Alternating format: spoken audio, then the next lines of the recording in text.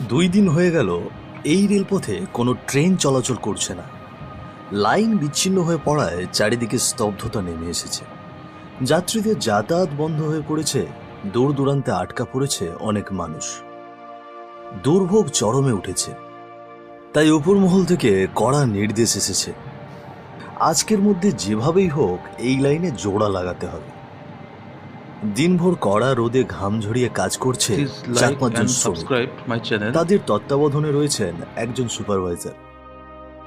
কাজ করতে করতে সন্ধ্যা নেমে এলো, কিন্তু কাজ শেষ হলো না। সন্ধ্যার অন্ধকার নেমে আসতেই তারা বড় হ্যালোজিনের আলোর ব্যবস্থা করে আবার কাজ শুরু করে। চারিদিকে ঝিঝি পোকার ডাক, হালকা বাতাসে গাছগুলো দুলছে, আর আকাশে কালো মেঘের ছুটোছুটি। হায় রে, সন্ধে নেমে এলো তবুও কাজ শেষ হলো না। সারাদিন পর রাতেও কাজ করতে হবে, শরীরটা ক্লান্ত হয়ে গেল। হ্যাঁ রে, ট্রেন বন্ধ হয়ে লোকজন কত কষ্টে আছে, কত মানুষ আটকে পড়েছে নানান জায়গায়। স্যার তো স্পষ্ট বলেছেন আজ রাতেই কাজ শেষ করতে হবে। কিন্তু দেখ তো, আকাশে কেমন মেঘ জমে উঠছে।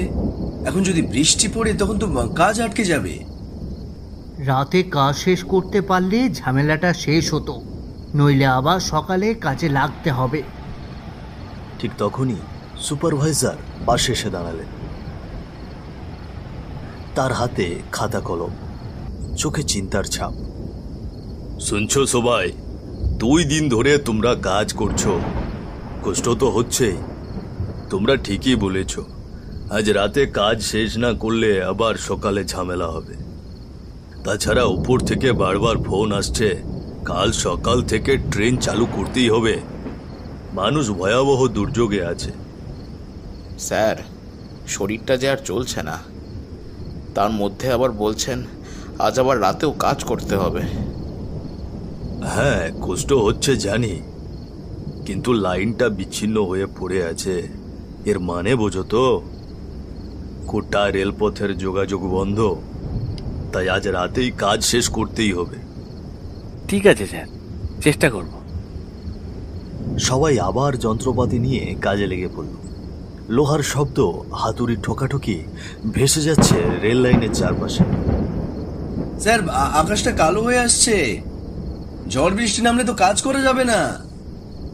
আমি জানি, তাই তাঁবুর ব্যবস্থা করে রেখেছে। যদি খুব বৃষ্টি হয় তোমরা তাঁবুতেই থাকবে, কিন্তু এখনো পর্যন্ত যতটা সম্ভব কাজ শেষ করে নাও। কাল সকাল হওয়ার আগেই লাইন চালু করতে হবে। ঠিক আছে স্যার, রাত জেগে হলেও আজ কাজ শেষ করব। চারপাশে কালো মেঘে ঢেকে আসে, মেঘ গর্জে ওঠে। হঠাৎ করে ঝমঝমিয়ে বৃষ্টি নামতে শুরু করে। এ যা হলো তো, বলতে বলতে বৃষ্টি চলে এলো। এখন কি আর কাজ হবে? যত তাড়াহুড়ো করছি ততই সমস্যা বাড়ছে। এই চলো চলো সবাই, তাঁবুতে চলো, এ বৃষ্টিতে তো আর কাজ করা সম্ভব নয়। হায় হায়, এই যন্ত্রপাতিগুলো তো ভিজে গেল। এই চল চল চল, তাড়াতাড়ি গিয়ে ঢেকে দিই আমরা। সবাই মিলে যন্ত্রপাতি গুটিয়ে তাঁবুর ভেতরে প্রবেশ করল। বাইরে ঝমঝম বৃষ্টির শব্দে ভেতরটা কাঁপিয়ে তুলছে। তারা সবাই তাঁবুর ভেতরে গুটিসুটি হয়ে বসে পড়ল। কেউ বসে ক্লান্ত শরীরে ঝিমুচ্ছে, আর তাদের পাশে বসে আছে সুপারভাইজার। আমি ভাবলাম তোমাদেরকে কাজ দেখিয়ে দিয়ে আমি চলে যাব, আজ মনে হয় তোমাদের সঙ্গেই থেকে যেতে হবে। ঠিকই বলেছেন স্যার, Please আজ like রাত and আমাদের subscribe সঙ্গে my কাটাতে channel. হবে। মনে হচ্ছে বৃষ্টি আজ সারা রাত ধরেই হবে। হ্যাঁ, এমনিতেই 2-3 দিন ধরে লাইন বন্ধ, কত লোক কষ্টে আছে।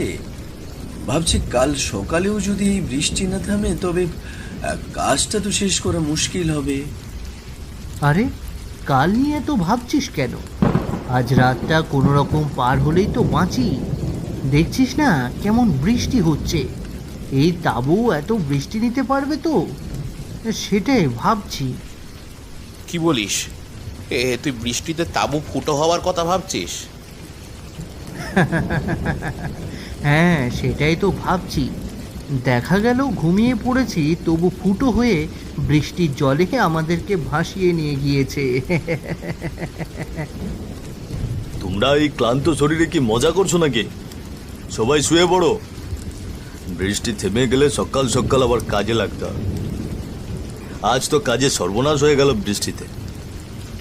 হাসি ঠাট্টা গল্পগুজব শেষে শ্রমিকরা ক্লান্ত শরীর নিয়ে তাঁবুর মধ্যে শুয়ে পড়ে। ততক্ষণে বৃষ্টির শব্দ কমে গিয়েছে, তবে চারপাশ ভিজে জলকাদা ছড়িয়ে আছে। বাইরে মাঝে মাঝে বাতাসের ঝাপটায় তাঁবুর কাপড় কেঁপে উঠছে। অচিরেই সবাই গভীর ঘুমে তলিয়ে গেল। রাত তখন প্রায় 12:30। হঠাৎ করেই দূর থেকে ভেসে এলো ট্রেনের হুইসেল। একজন শ্রমিক ঘুম থেকে চমকে উঠে বসে, তারপর বাকি সবাইকে ডেকে তোলে। এই এই, তোরা শুনছিস? ওই রেল লাইন থেকে ভেসে আসছে ট্রেনের হুইসেল। তার চিৎকার শুনে বাকি সবাই ঘুম থেকে উঠে জেগে বসলেন। আরে দূর, তুই স্বপ্ন দেখিসনি তো? আরে এই লাইনে তো ট্রেন আসার কথা নয়, লাইন তো এখন বিচ্ছিন্ন। না রে বা, আমিও শুনছি। হ্যাঁ, একদম পরিষ্কার হুইসেলের আওয়াজ। সত্যিই তো, এই রাতে ট্রেন আসছে, কিন্তু কি করে? এ আবার কি ব্যাপার? ট্রেন আসার তো কথা নয়। যদি ভুলবশত কোনো ট্রেন ছেড়ে দেওয়া হয় তবে তো ভয়ানক দুর্ঘটনা ঘটবে। চলো সবাই বাইরে বের হয়ে দেখি।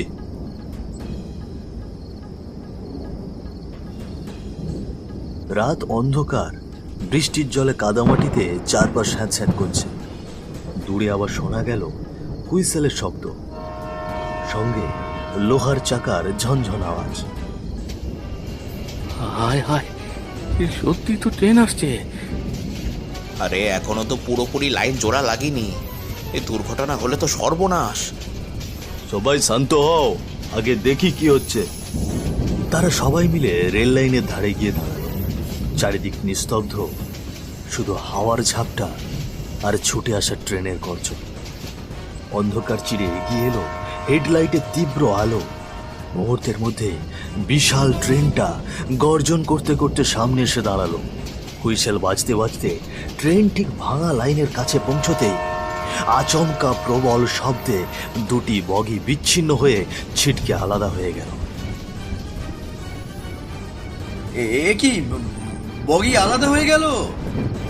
কিন্তু ট্রেনটা থেমে গিয়েছে কেন? চালক কোথায়? কি অদ্ভুত ব্যাপার! এমনটা তো হওয়ার কথা নয়। ট্রেন তো এ পথে আসারই কথা নয়। তারা সবাই হতবাক হয়ে তাকিয়ে রইল। বিশাল ট্রেনটা দাঁড়িয়ে আছে অন্ধকারে, নিশ্চুপ। শুধু ইঞ্জিনের ধোঁয়া ধীরে ধীরে আকাশে মিলিয়ে যাচ্ছে। আর আলাদা হয়ে যাওয়া বগি দুটো কেমন অস্বাভাবিক নিস্তব্ধতায় পড়ে আছে রেল লাইনের ওপর। হায় হায়, এ পুরো দুটো বগি আলাদা হয়ে গেল। নিশ্চয়ই ভেতরে অনেক লোক আটকা পড়ে আছে। এই চল চল দেখে আসি আর কে কে আহত হয়েছে। হ্যাঁ রে, চল তাড়াতাড়ি গিয়ে দেখি। আমরা সাহায্য না করলে তাদেরকে কে সাহায্য করবে? ঠিক বলেছিস, এখান থেকে ডাক্তার হাসপাতাল তো অনেক দূরে। ডাক্তার হাসপাতালের কথা বলছিস কেন? গ্রামটাই তো এখান থেকে অনেক দূরে। লোকজন এসে সাহায্য যে করবে তার উপায় নেই। তারা হয়তো টেরই পায়নি। এইটা আবার এমন নির্জন জায়গা। হ্যাঁ হ্যাঁ, আমরা এখানে আছি, আমাদেরকে সাহায্য করতে হবে। সবাই সাবধানে যাও। যদি কেউ আহত থাকে সঙ্গে সঙ্গে বের করে আনতে হবে। শ্রমিকরা তাড়াহুড়ো করে ভাঙা লাইনের পাশে ছুটে এলো। টুপটাপ বৃষ্টির মধ্যে অন্ধকার চিরে ট্রেনটা থেমে আছে। ভাঙা বগি দুটো চূর্ণ বিচূর্ণ, তবু আশ্চর্যের বিষয় কোনো আর্তনাদ নেই। হঠাৎ একে একে ট্রেনের ভেতর থেকে যাত্রীরা নেমে আসতে শুরু করলো। সবাই অদ্ভুতভাবে শান্ত, মুখে অচেনা এক হাসি। এ কি, এত বড় দুর্ঘটনা অথচ কিছুই হলো না? আপনারা সবাই ঠিক আছেন তো? কেউ কোথাও আঘাত পায়নি তো? ভিতরে কেউ আছে নাকি? আমাদের সাহায্যের দরকার। ডাক্তার হাসপাতাল তো অনেক দূরে, আমরা আছি আপনাদের জন্যে। আমাদের কিছু হয়নি, আমাদের আর কিছু হবেও না। না না, সাহায্যের কোনো প্রয়োজন নেই। আমাদের যতটা হওয়ার ছিল সব আগেই হয়ে গেছে।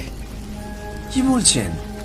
বগি দুটো একেবারে ভেঙে চুরমার হয়ে গিয়েছে, অথচ আপনারা একটু আঘাত পাননি? এটা কিভাবে সম্ভব? আরে এই লাইন তো বিচ্ছিন্ন ছিল, এখানে ট্রেন আসার কথাই নয়।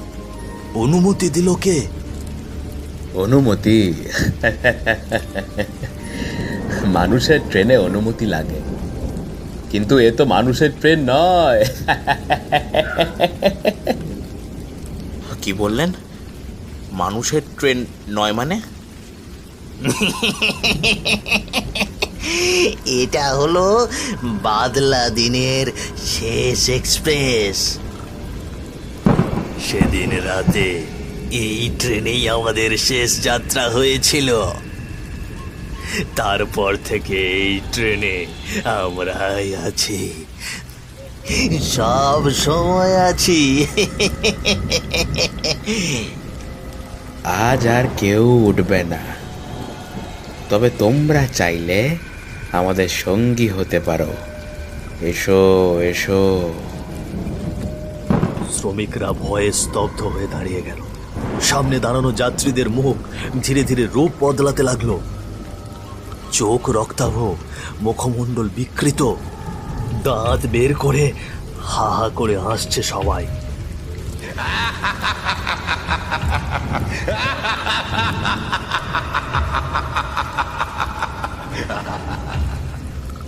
ওরে বাবা, এরা মানুষ নয়, পালা সবাই, পালা পালা রে, এরা কেউ মানুষ নয়।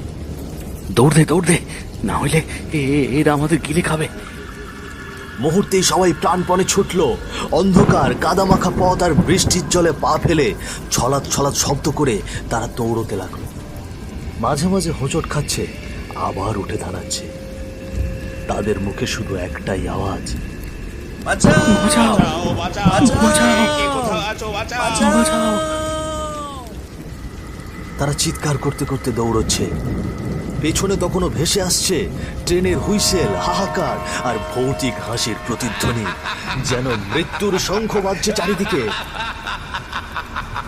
রাতের নিস্তব্ধতা ভেদ করে দূরে শিয়ালের ডাক শোনা গেল, হুক্কা হুয়া করে। আরো শীতল ভয় প্রবেশ করল তাদের হাড়ে।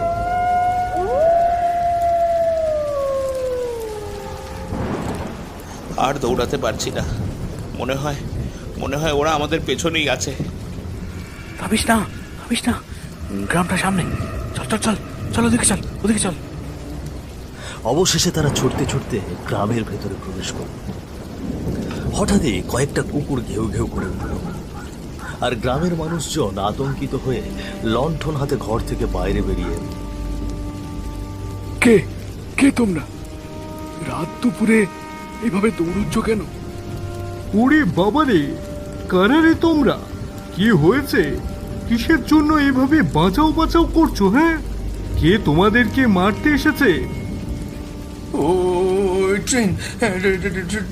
ট্রেনটা লাইন বিচ্ছিন্ন। হ্যাঁ, কি বলছো?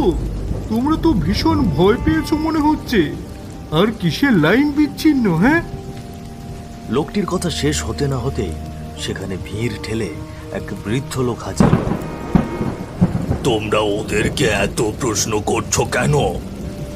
দেখছো না ওরা ভীষণ ভয় পেয়েছে? এসো বাবারা, তোমরা ভয় পেও না। ভিজে গেছো, ক্লান্ত হয়ে পড়েছো, আমার ঘরে এসো। সবই শুনবো তোমাদের মুখ থেকে, আগে তোমরা একটু শান্ত হয়ে নাও।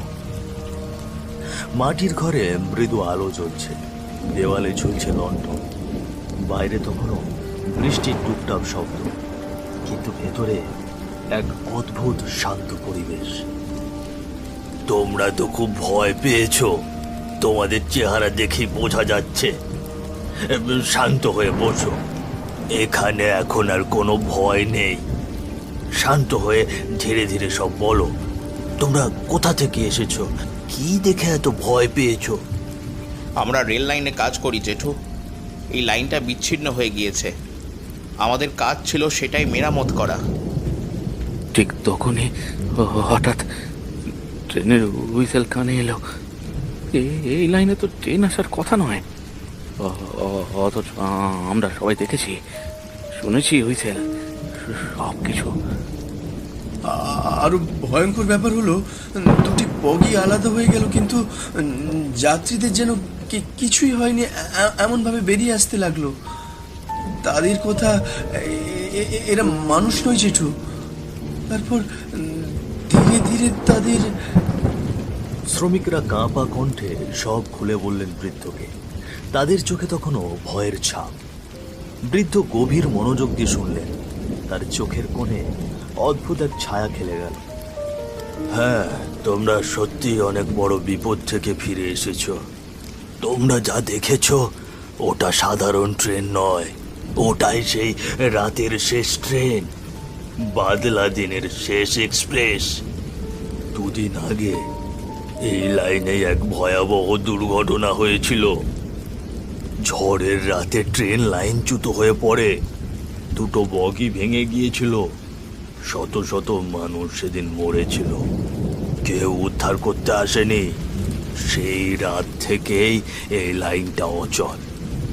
আর আজ তোমরা যে লাইন মেরামত করতে গিয়েছিলে, সেটাই সেই দুর্ঘটনার লাইন। মানে কি বলছেন জেঠু? আমরা যে ট্রেনটা দেখেছি সেটা... ওরা আর বেঁচে নেই বাবারা। ওরাই রাত 12:30টায় শেষ এক্সপ্রেসে বাড়ি আসছে, আর যে ভুল করে সামনে পড়ছে তাকেই সঙ্গে নিয়ে যাচ্ছে। তোমরা বেঁচে ফিরেছো, এটাই অনেক। বৃদ্ধের কথা শুনে শ্রমিকরা থম মেরে বসে রইল। কারো চোখে অবিশ্বাস, কারো চোখে আতঙ্ক। তারা বুঝলো যে কাজ তারা করতে এসেছিল তা শুধু লাইন মেরামতের নয়, বরং এক অভিশপ্ত স্মৃতির সামনে দাঁড়ানো। বাইরে তখনও বৃষ্টি ঝরছে টুকটাক। দূরে শোনা গেল শিয়ালের ডাক।